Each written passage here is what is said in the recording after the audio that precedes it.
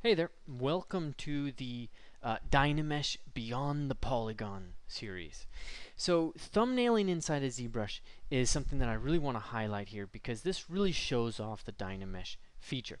So I got a couple of videos showing this process and created an entire workshop over at ZBrush Workshops that really highlights all of the tools that get used here. So in this case I want to take a look at a mech system and see what are the options, what are the tools, how does this really evolve? Because in terms of thumbnailing a mech, it's a little different than an organic creature because you've got all these parts. And there's really this blurring of the lines between thumbnailing and actually creating. So why don't I start out with an example that's really hardcore mech.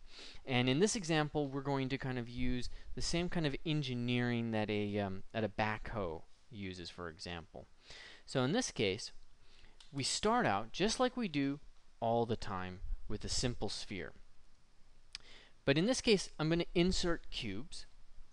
Then I'm going to use this whole subtractive option to create, an entirely different shape to the cube itself. So here in just a moment, I'm going to press Alt, insert the cube, and get this kind of separate shape there, and then just Control, click, and drag to remesh the whole thing. And then that's going to just cut it out. Cut out that little section. Throw some cylinders in there so I can throw hydraulics on the top and put the arm or the boom, in terms of the mechanics of a backhoe, put the boom in there. And then check this out. Wait until you see the entire thing actually created. But I'm sitting here and sketching this form in with this brush called Curve Try Fill. Simply amazing brush. And what it does is take this shape, this 2D shape that I've created here, and then it just gives it a certain thickness.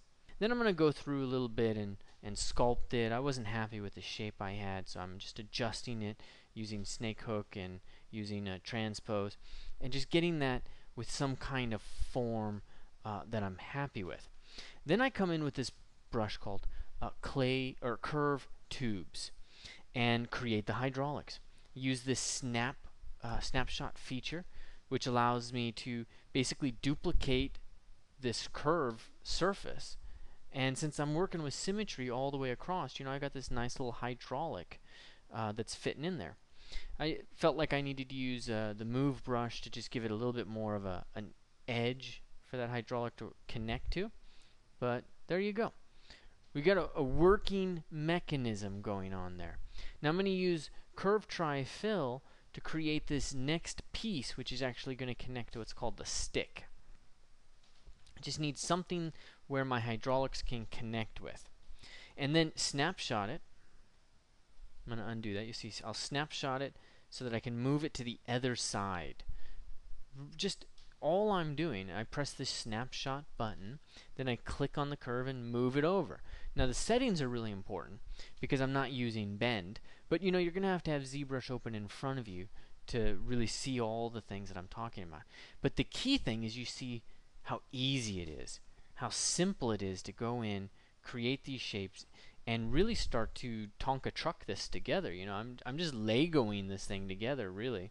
I'm just kind of going in, adding parts and pieces, and seeing, what works.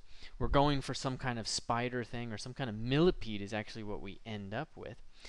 But creating these hydraulics is all incredibly simple to do, just because I'm snapshotting these curved tubes down, creating different sizes. They're all editable all the way till the end.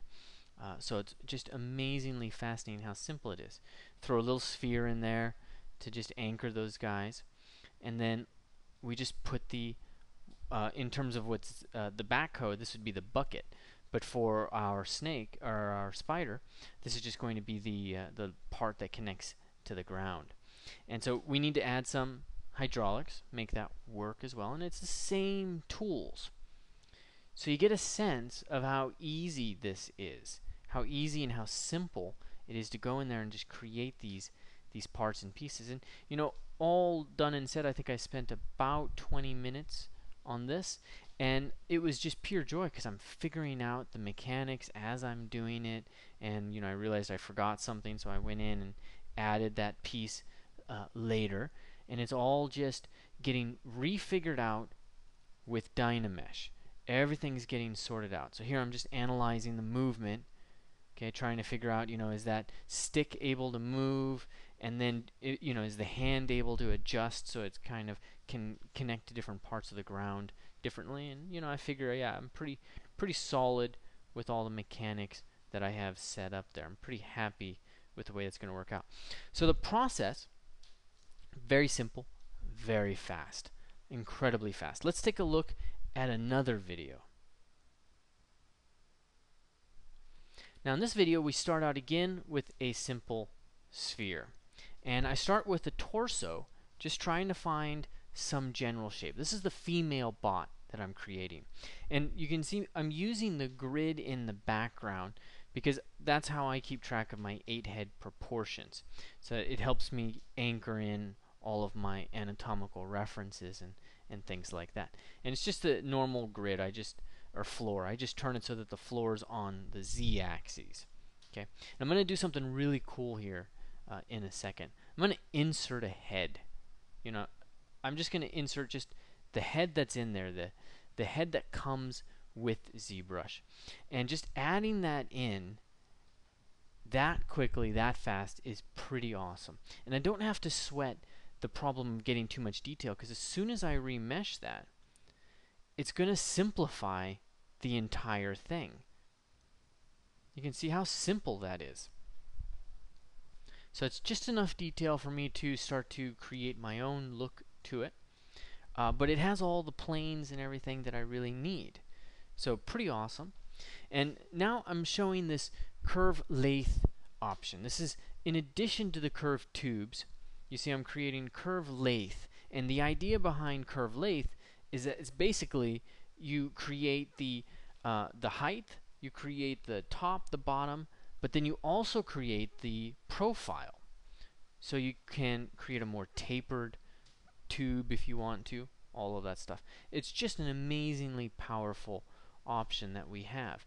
Curved tubes and then this one. Alright, there's definite sculpting that I need to do, that's fine. And here I'm checking my proportions, making sure that the pubic symphysis, the knee, the foot, they're all in the right place. I just want to make sure I'm doing it right. And then I'm just going to set up that thigh area to kind of take all this form. Do some shaping. This is the Move brush with AccuCurve on. And I'm trying to emphasize this tensor fascia latte. I want to get that built in there, as well as the rectus femoris's insertion into the inferior anterior iliac crest. Love the anatomy terms, just throw those around. Good party favors. So all of this is just basic shaping.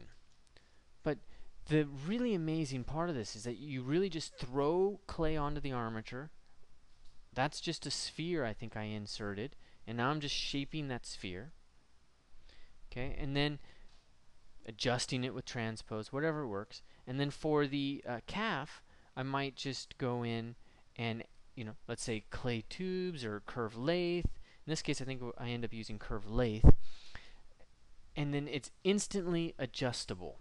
You can bend it, resculpt it, whatever you need to do. But Dynamesh's ability to just figure out the topology for you and figure out the topology in a way that is simple, that is sculptable, that will work for you inside of ZBrush sculpting no matter what.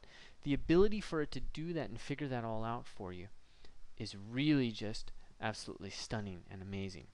Now let's skip ahead in this video a little bit because now I'm just doing more shaping. Let's come into this hand, and I want you to see how quick it is to just build these fingers. Now I'm just snapshotting these curves down and editing them as I create it. And this is very simple, very, very simple topology. A lot more I could do with it, but this works and gives me the thumbnailing that I need. And this is really a matter of, like, I think about a minute and a half it took to create the hand itself. And just pulling in an insert sphere, adjusting its shape, and then using the curved tubes to add the thumb. You know, just stunning how quick all of this stuff really happens.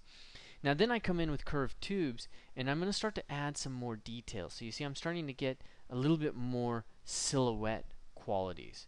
So it's really important to go in and just give this some working quality that'll really emphasize the negative space in the model.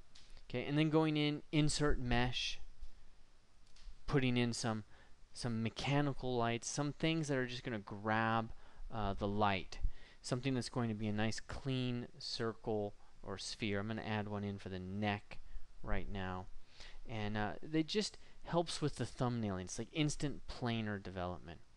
Okay, working on the breasts, we end up actually just putting cylinders in there and then putting spheres on top. So we want to add a little bit more of that curved tubes, something that's going to say mirror the teres major, put a sphere at the bottom, and on from there. So all of this is just done freehand, and the goal and the really amazing, powerful part of the whole tool set, because there's a bunch of things working in concert here. The amazing thing is that it's just, you want to create a cube, you create a cube. You want to create these tendrils for hair, create the tendrils for hair. Just get in there, start to design. But because everything happens so quickly, you're not committed to anything, which means that you can get in and out of ideas faster. Yeah. All right. So, create freely and with just enjoyment. That's what Dynamesh has really been about for me.